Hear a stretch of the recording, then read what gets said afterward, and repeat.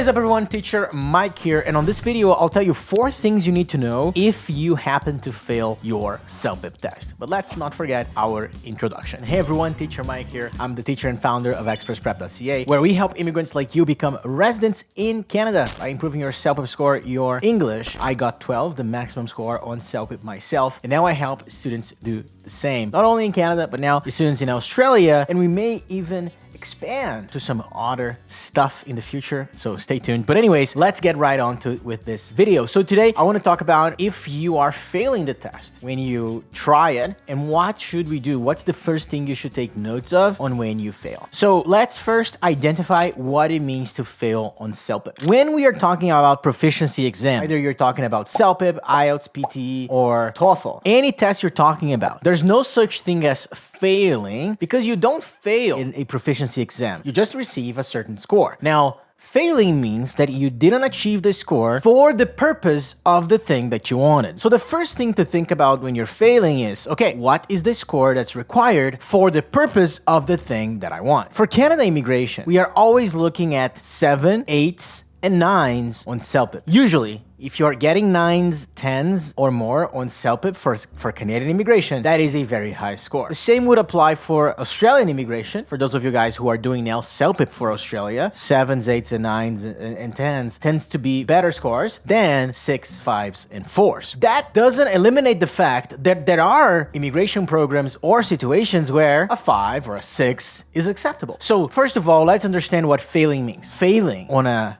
proficiency exam doesn't mean you're unintelligent, stupid, or anything. It just means that for that specific purpose, you didn't get the right grade that you wanted. But you are not stuck on that score forever. You will eventually get to your grade. You just need to learn how. And that's what you need to learn first. So first of all, what it means to fail, that's the first thing you need to understand. It doesn't mean that you're stupid or dumb or that you don't know how to study. It's all about learning what to do to then get to the grade that you need. So step number 1, what it is to fail, that's something important to understand. Now, the second thing is, now that you know a score you've got, you have a baseline of your score. Your next step is to have an action plan. The worst thing that you can do is to not have an action plan after you fail. So this is one of the things that we see very often with students when they study for CELPIP with my team, is that there are students who have tried CELPIP more than 5 times. You take people from all around the world that have tried CELPIP 5, 6, 7, or 8 times by themselves without actual help, and that puts them into a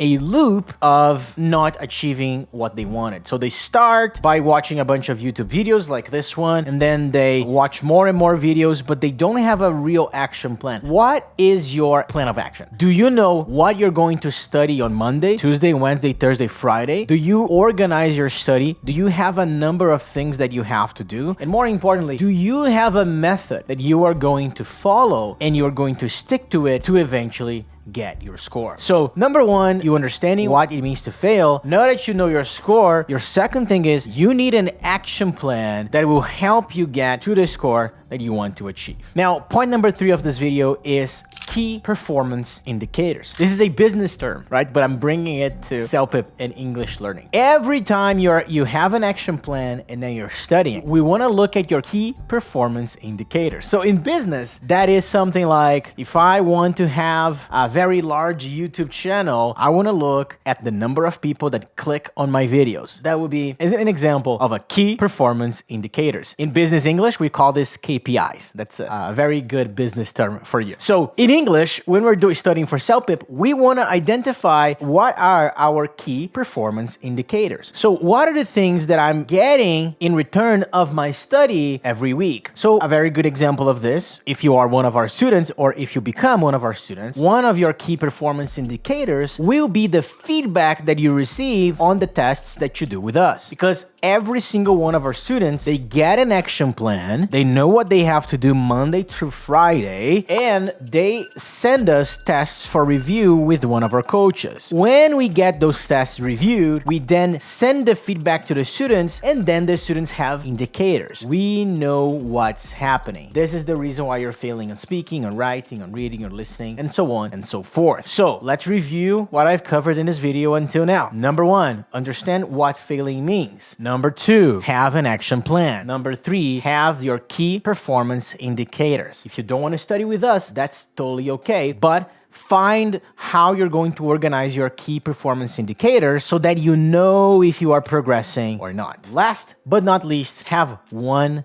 method to follow. The worst thing that you can do, and this is the worst thing you can do, and I know that maybe you're watching this video because you found me on YouTube by chance or by mistake, and if you did this, I love you. Click subscribe, like this video. But the worst thing you can do is you watch a bunch of videos from different people and you don't even know what you're doing. I understand that you want a lot of free content and you want to try stuff for free online, and that's okay, and I understand you. The problem is that as you're watching a bunch of free content online, one person is going to say something, the other person is going to say something. At the end of the day, you are going to have to find one person that you trust and believe in the results of that person and only listen to that person. If you go online and you listen to a bunch of different people, you risk it, because when you are watching a bunch of free stuff and a bunch of different people, you don't really know if those people have your best interest as their interest. Sometimes the person that is just creating YouTube videos, their only interest is to get a lot of views. That's a problem,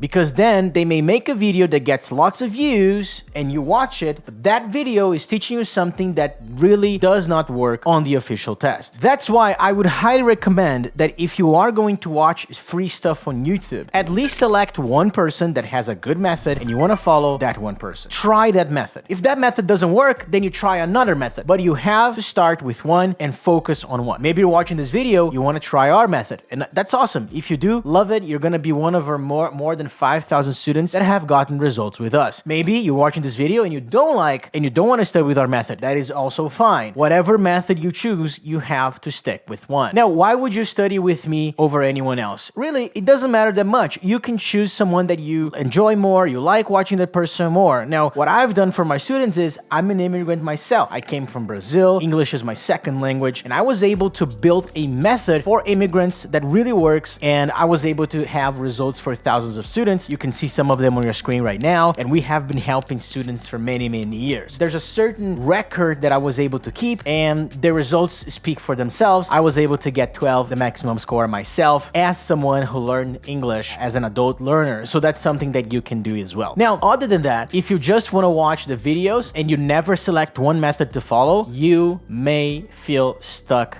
every time. And that's what usually happens. I've been stuck at 8 and I can't improve. I don't know what's happening. And really, this is what's happening, is that you're not following one method, you're following all these different methods, and then your score is always stuck at 8 or 7 or 6, and you don't know how to improve. Again, the reason why you feel lost is not because of lack of information, it's because of lack of focus. So if you have one method and you have focus, you tend to improve your scores. So to sum it up, let's just summarize this video very quickly. Number 1, understand what failing means to you. Number 2, you need an action plan. After you fail the test the first time, what are going to be the actions that you're going to take? Number 3, have key performance indicators. What are the things that are going to indicate that you are progressing? And finally, you need to have focus in one method. And if you do those 4 things, I can absolutely guarantee that you are going to improve. As usual, hope you enjoyed this video. Drop me a question in the comments. Tell me what's the hardest part for CELPIP for you so that I can help you in some next videos. Like and subscribe. See you in the next video.